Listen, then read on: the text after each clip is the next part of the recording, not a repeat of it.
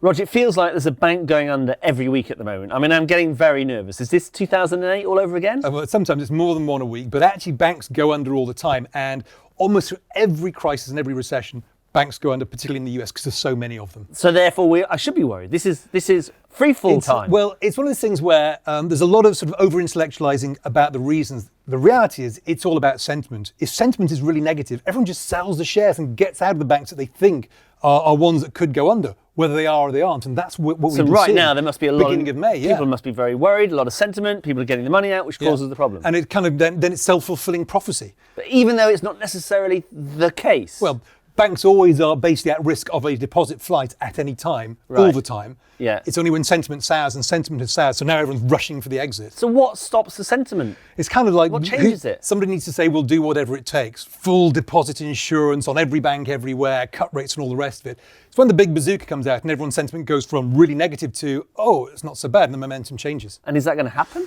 Everyone's expecting it anytime soon. Okay, so what should I do about my bunker? Should I be getting baked beans and bullets, or am I going to be okay for a while? It's not that yet, but you need to make sure you can afford it by having your money where it's safe, and that might be in the big banks, although that might help a bank run if you do that.